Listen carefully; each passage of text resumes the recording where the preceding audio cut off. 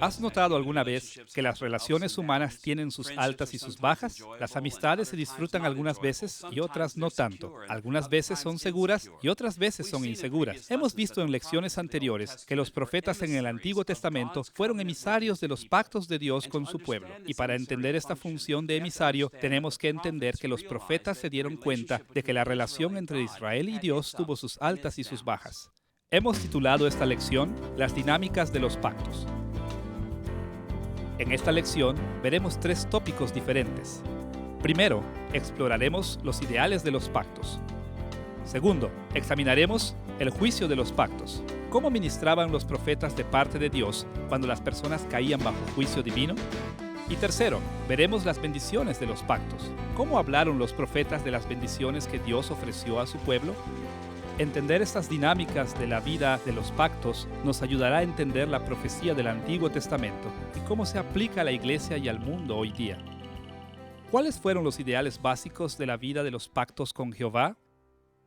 ¿Has estado alguna vez en una boda en la que has escuchado las cosas maravillosas que dicen los novios el uno al otro? Para tenerte y amarte en la enfermedad y en la salud, en la riqueza y en la pobreza. ¿No sería raro escuchar al novio y a la novia comenzar su matrimonio con votos que fueran menos que ideales? ¿Puedes imaginarte escuchar a un hombre decirle a una mujer, te tomo para ser mi esposa, pero realmente va a ser muy difícil permanecer juntos si te enfermas? O puedes imaginar a una mujer decirle a un hombre, te tomo para ser mi esposo, pero más te vale no dejar que quedemos pobres.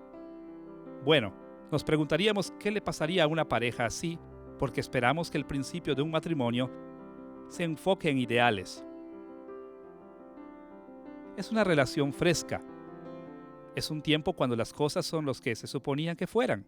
Todos esperamos que la pareja recuerde las cosas que se dijeron el uno al otro cuando la relación era ideal.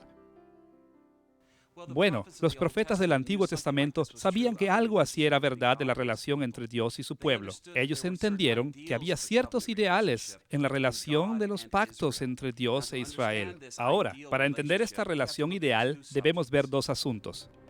Primero, las estructuras básicas ideales de los pactos y, en segundo lugar, los ministerios proféticos o cómo los profetas confiaban en estas estructuras.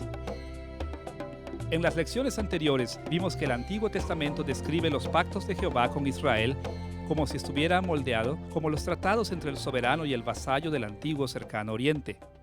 En los tiempos del Antiguo Testamento, los grandes emperadores entraban en tratados o pactos con naciones más pequeñas. Y la Biblia dice que Jehová entró en pactos tales con la nación de Israel. Cuando los emperadores entraban en pactos por primera vez con las naciones vasallas, comenzaban a declarar ciertos ideales que formaban las estructuras básicas de sus arreglos políticos. Siempre aparecían dos componentes, por lo menos, en los tratados soberano-vasallo. En primer lugar, los tratados antiguos del Mediano Oriente siempre afirmaban la benevolencia del emperador hacia sus vasallos, declaraban el nombre del gran rey y comenzaban con un registro histórico que enumeraba todas las grandes cosas que el rey había hecho por su pueblo. Los tratados se basaban siempre en la bondad del emperador. Y este tema de la bondad del emperador es también verdad en el ideal de la Biblia de los pactos. El centro de cada pacto bíblico divino era la bondad de Dios hacia su pueblo. Hay otro elemento en los ideales que nunca debemos olvidar, y ese es el elemento de la responsabilidad humana. Así como cada tratado de soberano vasallo en el mundo antiguo requería lealtad de los súbditos al emperador, de la misma manera, cada pacto en el Antiguo Testamento requería lealtad del pueblo a Dios. Ahora, siempre tenemos que recordar que la respuesta de lealtad era siempre una respuesta a la misericordia divina. La gente no gana su estatus ante Dios. Dios estableció pactos con la gente basados en su gracia. Sin excepción alguna, los ideales de los pactos siempre involucraban responsabilidad humana, el requisito de vivir lealmente ante Dios. Aquí debemos pensar cómo cada uno de esos elementos ideales entró en el pacto del Antiguo Testamento. Como vimos en las lecciones anteriores, los profetas del Antiguo Testamento entendieron que Dios entró en 5 relaciones de pacto. Él estableció pactos con todas las naciones de la tierra por medio de Adán y Noé. Después él llamó a Israel a una relación especial por medio de los pactos con Abraham, Moisés y David, así como a un pacto futuro en los postreros días después del exilio. Pensemos en el pacto con Adán. En los días de Adán, la benevolencia de Dios se expuso en la manera en la que creó el mundo para la humanidad. Él tomó una creación inhabitable y caótica y la moldeó en un hermoso jardín en el que iba a habitar la humanidad. Como leemos en Génesis capítulo 1, versículo 2, «Y la tierra estaba desordenada y vacía, y las tinieblas estaban sobre la faz del abismo, y el Espíritu de Dios se movía sobre la faz de las aguas». Después Dios hizo un paraíso para su imagen y puso a Adán y a Eva en este paraíso. Esta misericordia fue la base sobre la cual Dios entró en un pacto con nuestros primeros padres, Adán y Eva. Al mismo tiempo, se requería en el ideal del pacto con Adán la responsabilidad humana. Dios puso a Adán en el maravilloso jardín del Edén, pero inmediatamente Él puso serias estipulaciones. En Génesis capítulo 2, versículos 16 y 17, leemos estas palabras. «De todo árbol del huerto podrás comer, mas del árbol de la ciencia del bien y del mal no comerás, porque el día que de él comieres, ciertamente morirás». Aún en el paraíso, el ideal del pacto no solamente incluía la benevolencia de Dios, sino también la responsabilidad de la raza humana. Bueno, pues lo mismo es verdad con el pacto con Noé. Por un lado, Dios misericordiosamente rescató a Noé y a su familia del diluvio a nivel mundial, como lo dice Génesis capítulo 6, versículos 7 y 8. «Y dijo Jehová, arrasaré de sobre la faz de la tierra a los hombres que he creado, pero Noé halló gracia ante los ojos de Jehová». El pacto con Noé se basó en misericordia divina inmerecida. Aún así, el pacto que Dios hizo con Noé une la benevolencia y bondad divina con la responsabilidad humana. Cuando Noé salió del arca después del diluvio, Dios puso bastantes estipulaciones explícitas. En Génesis capítulo 9, versículo 7, Dios también le recordó a Noé de su responsabilidad humana básica. «Mas vosotros fructificad y multiplicaos, procread abundantemente en la tierra y multiplicaos en ella». Tanto la misericordia divina y la responsabilidad humana aparecen en el pacto con Noé. Ahora vayamos por un momento a los pactos especiales que Dios hizo con la nación de Israel. Recordarás que el primer pacto con Israel fue por medio del patriarca Abraham. La gracia de Dios aparece en este pacto porque Dios escogió a esta sola familia para ser bendecida sobre todas las familias de la tierra. Dios mostró gran misericordia hacia Abraham cuando le dijo estas palabras en Génesis capítulo 12, versículos 2 y 3. «Y haré de ti una nación grande, y te bendeciré, y engrandeceré tu nombre, y serás bendición. Bendeciré a los que te bendijeren, y a los que te maldijeren maldeciré, y serán benditas en ti todas las familias de la tierra». Una vez más, la gracia divina es el elemento central en el ideal de este pacto.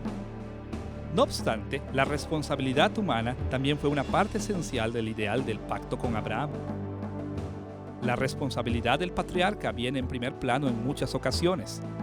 Por ejemplo, en Génesis capítulo 17, versículos 1 y 2, Dios dice estas palabras: «Yo soy el Dios Todopoderoso, anda delante de mí y sé perfecto, y pondré mi pacto entre mí y ti, y te multiplicaré en gran manera».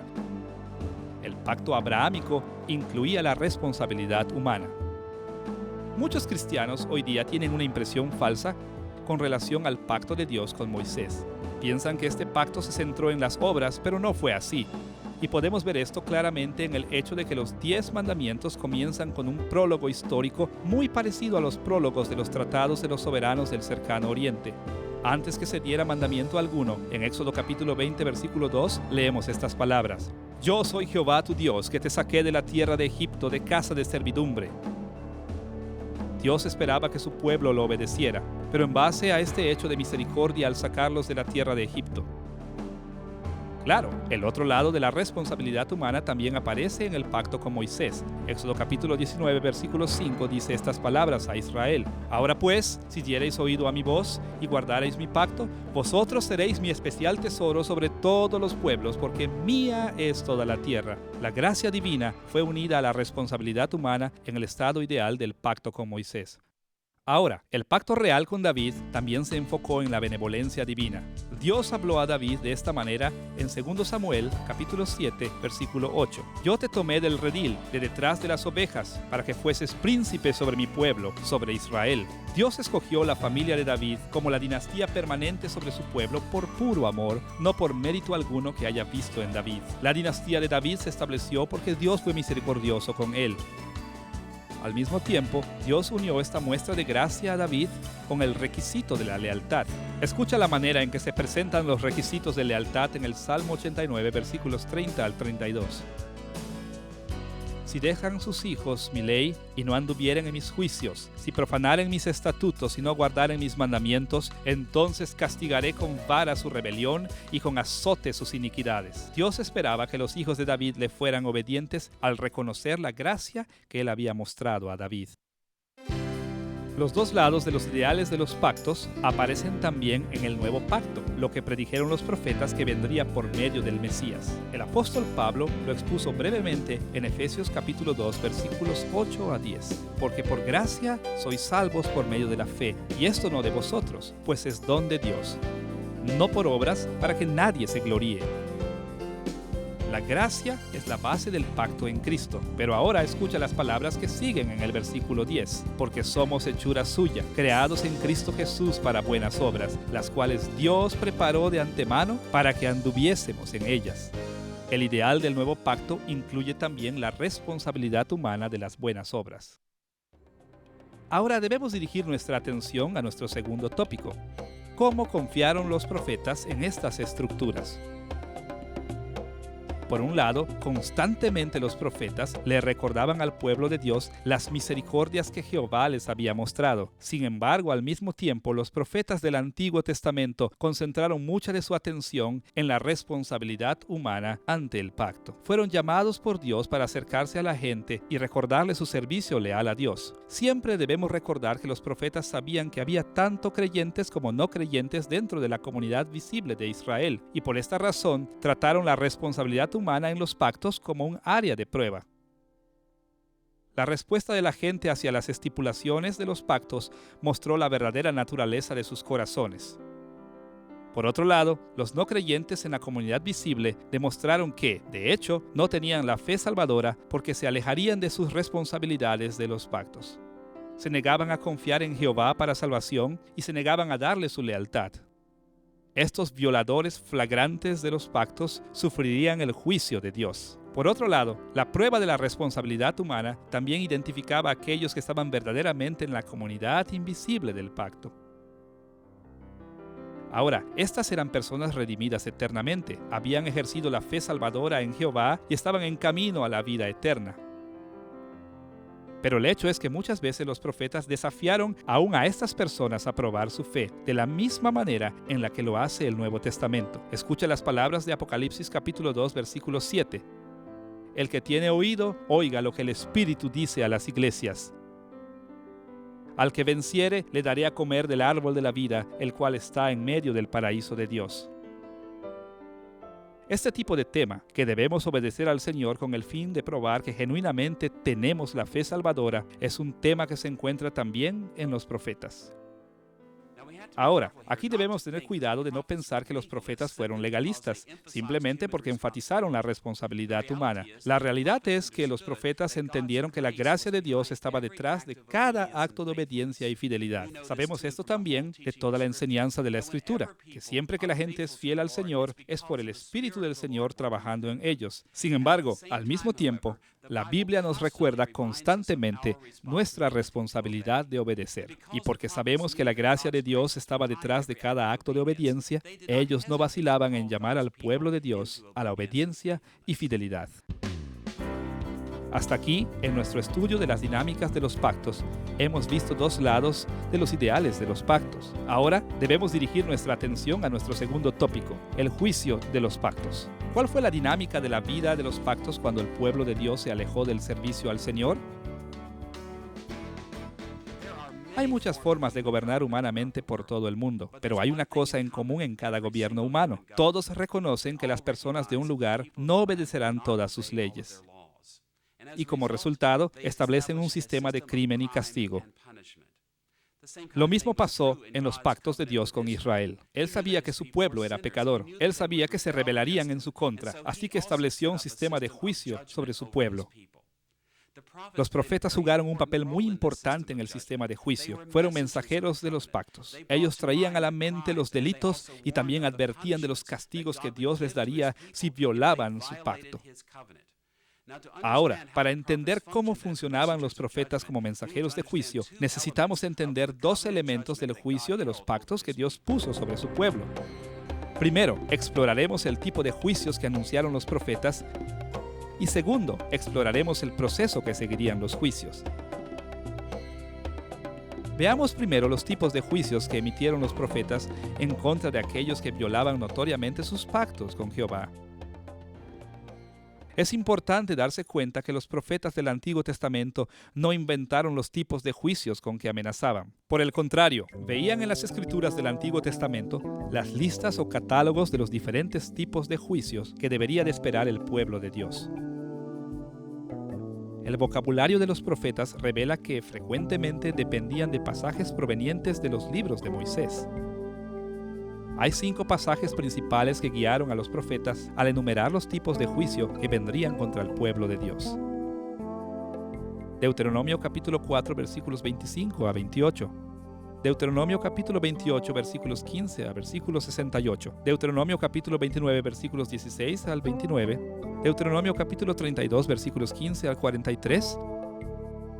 Y finalmente Levítico capítulo 26 versículos 14 al 39 proporcionaron información a los profetas al buscar comprender los tipos de juicios que Dios traería en contra de su pueblo.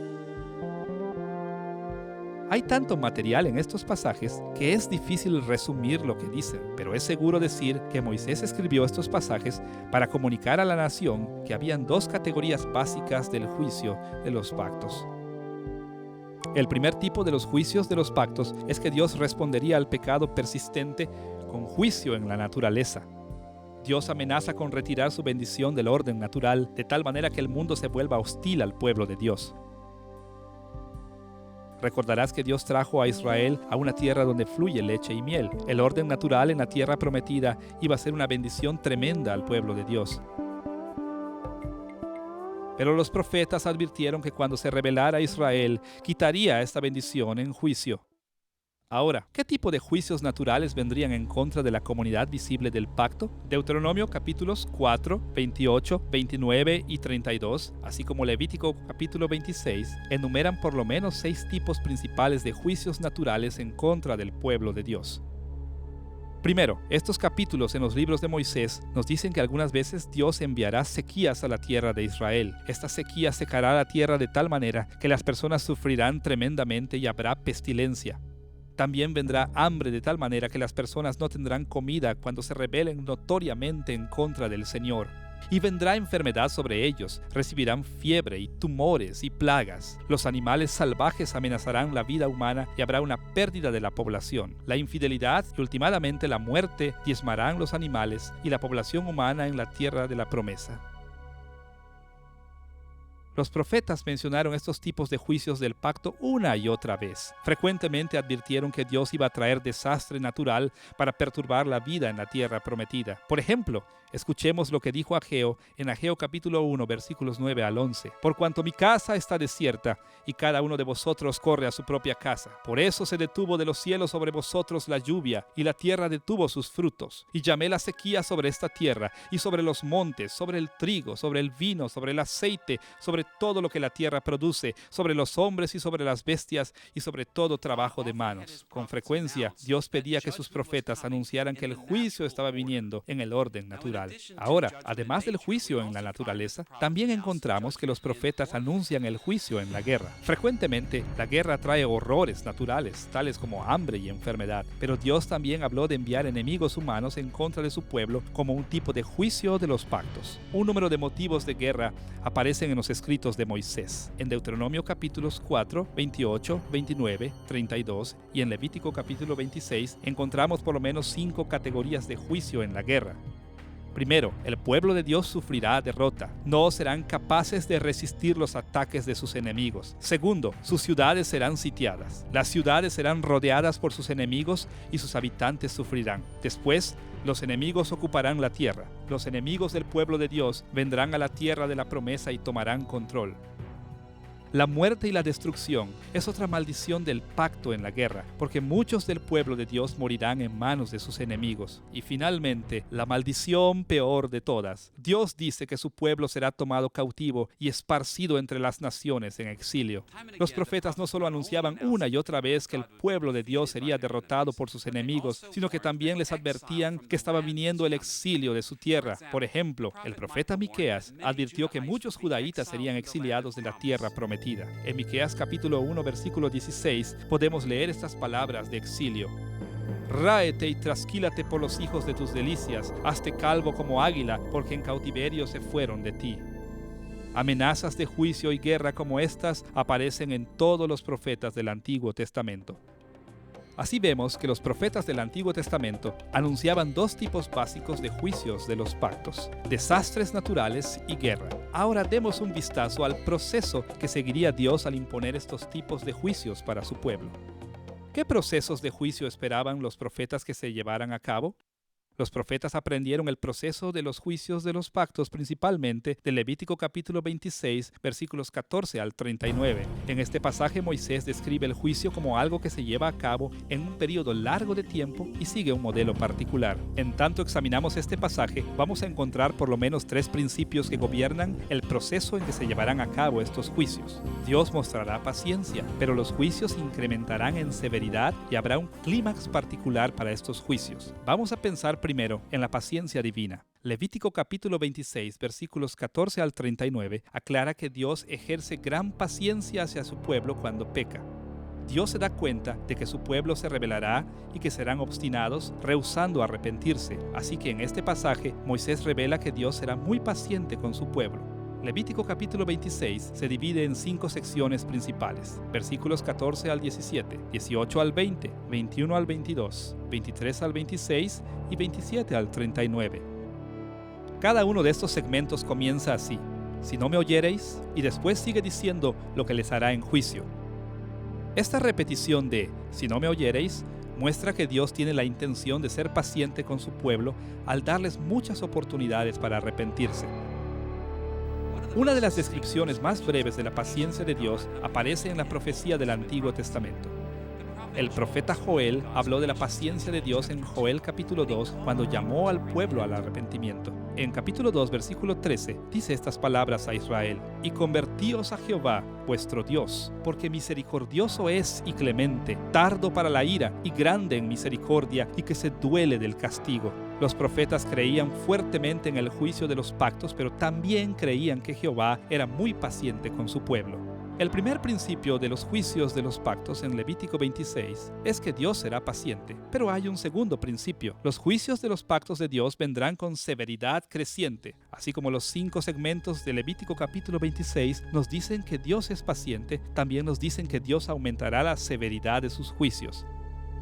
En los versículos 18, 21, 24 y 28, Dios nos advierte de esta manera: si continúan rebelándose en contra de Él, entonces Él aumentará los juicios 7 veces más. Esta dimensión de Levítico capítulo 26 nos dice que el juicio de los pactos viene en grados. Algunas veces los profetas advertían de juicios relativamente pequeños y después más tarde advertían de juicios más grandes por venir. Por ejemplo, leemos de un juicio pequeño en el libro de Isaías capítulo 38, versículo 1. Ordena tu casa porque morirás y no vivirás. Ahora, estoy seguro que Ezequías mismo pensó que esto era un gran juicio en contra de él, pero en términos de toda una nación, era más bien pequeño. Era más bien solamente un sufrimiento individual del juicio de Dios. Pero por el otro lado, después de que Ezequías se rehusó a someterse a Jehová, incluso después de una liberación milagrosa del ataque de los asirios, Isaías dio un juicio mucho más severo. Anunció que un día los babilonios conquistarían la nación entera de Judá. En Isaías capítulo 39, versículo 6, leemos estas palabras: He aquí vienen días en que será llevado a Babilonia todo lo que hay en tu casa, ninguna cosa quedará. Esta declaración fue mucho más severa que la amenaza en contra de Ezequías acerca de su propia salud. Es una amenaza en contra de una nación entera, y muchos muchos profetas seguirían este mismo patrón. Hablarían de juicios que iban en aumento. No encontramos solamente que Dios trae juicios de los pactos con paciencia y con severidad creciente, sino que también encontramos un tercer principio. El clímax del juicio es el exilio de la tierra. La última sección de Levítico capítulo 26, versículos 27 al 39, advierte que el peor juicio que vendrá en contra del pueblo de Dios será una devastación total de la tierra y el exilio de la tierra prometida. Escuchemos la manera en que lo expuso Moisés en Levítico capítulo 26, versículo 33. Y a vosotros os esparciré entre las naciones, y desenvainaré espada en pos de vosotros, y vuestra tierra será asolada, y quedarán desiertas vuestras ciudades. En las mentes de los creyentes del Antiguo Testamento era difícil de imaginar algo peor que esto. Dios había traído a Israel a la tierra prometida, una tierra donde fluye leche y miel, y ahora los profetas estaban anunciando que iba a haber un exilio de esta tierra. Al llegar a la mayoría de los profetas bíblicos, Dios había advertido una y otra vez que iba a mandar a su pueblo fuera de la tierra.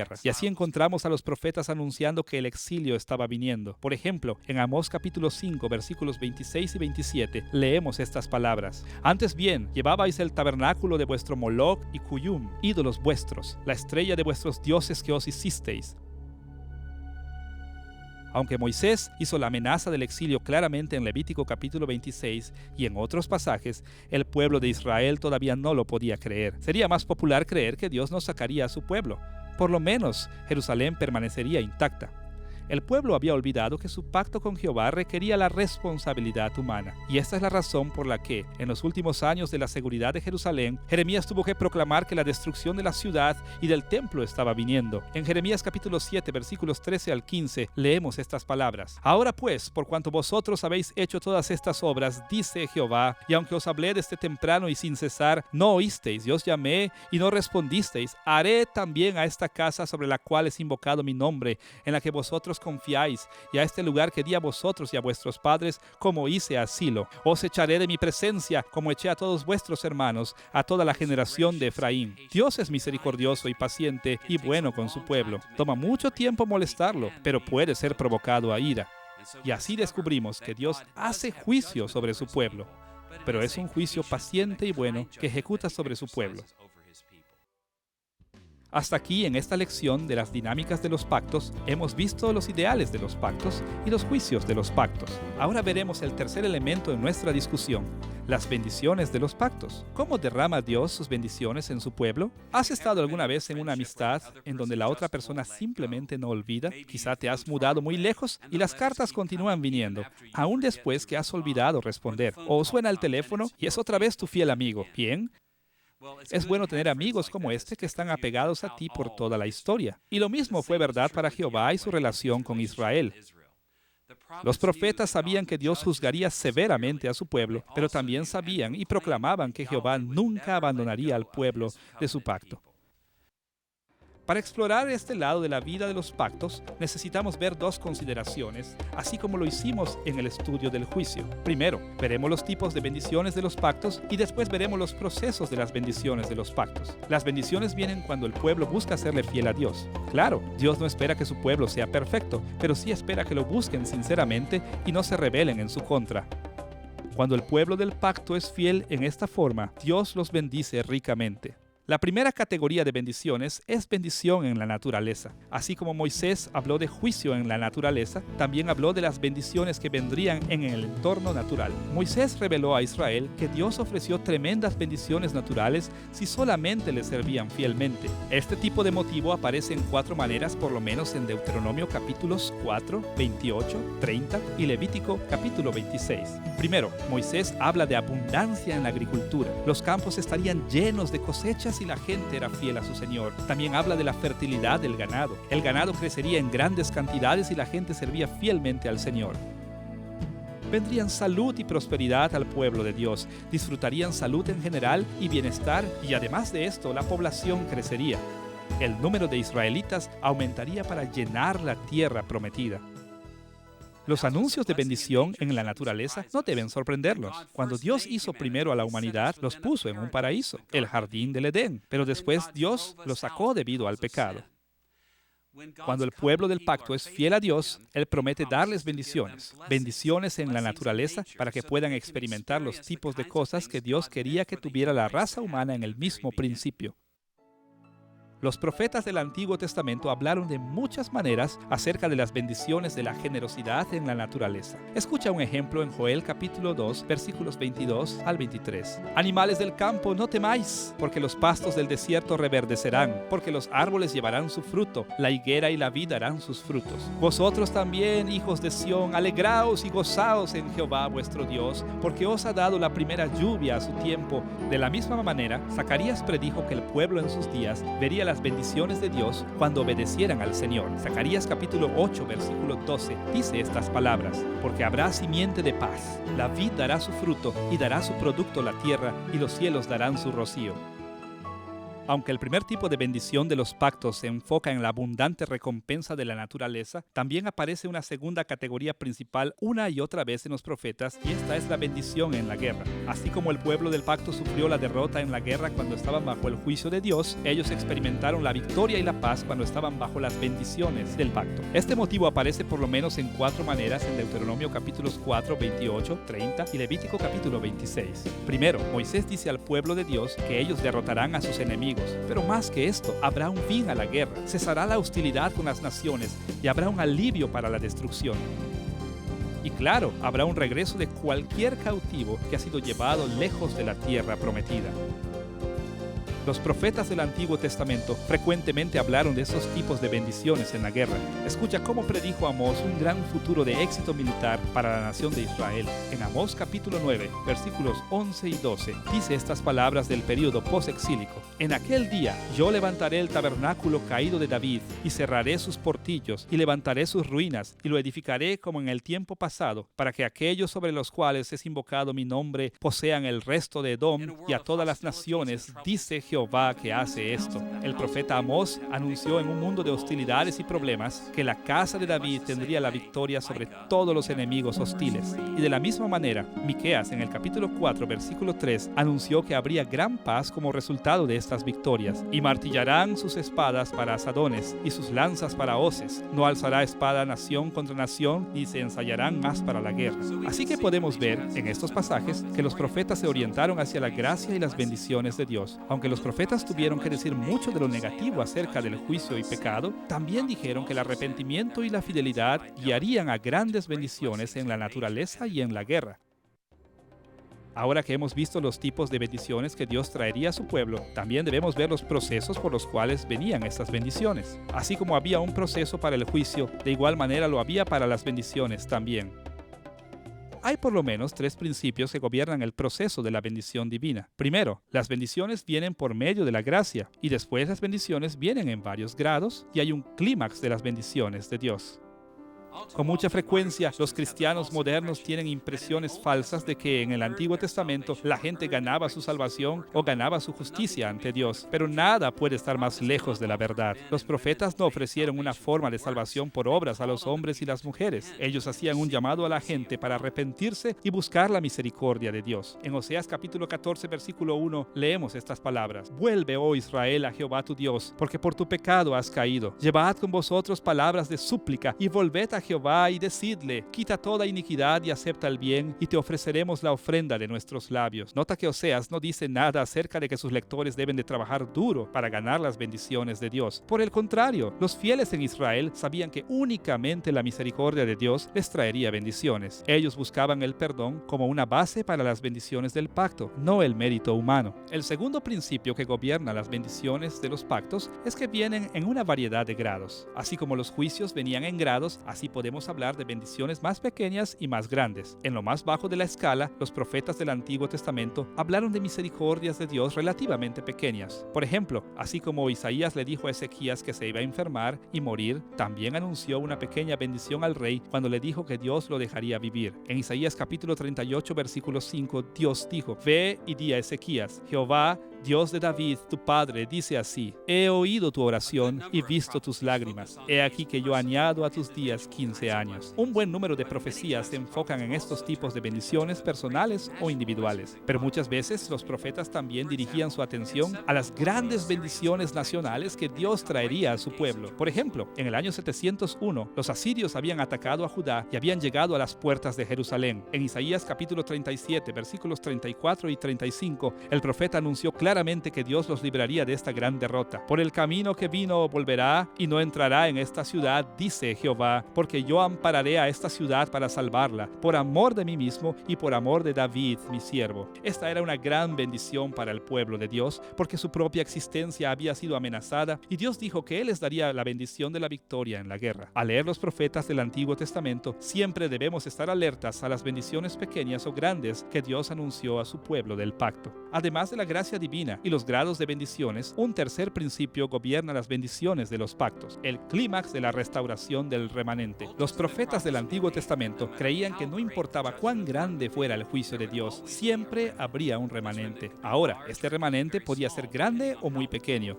dependiendo en cómo reaccionaría el pueblo de Dios. Pero los profetas siempre dijeron que Dios guardaría seguro un remanente y edificaría en ese remanente. Por ejemplo, Jeremías dijo que Jerusalén sería totalmente destruida, pero en Jeremías capítulo 5, versículo 18, asegura a la gente que el remanente sobreviviría. No obstante, en aquellos días, dice Jehová, no os destruiré del todo. La sobrevivencia del remanente es importante porque por medio de ese remanente, Dios prometió traer a su pueblo la bendición más grande de todas.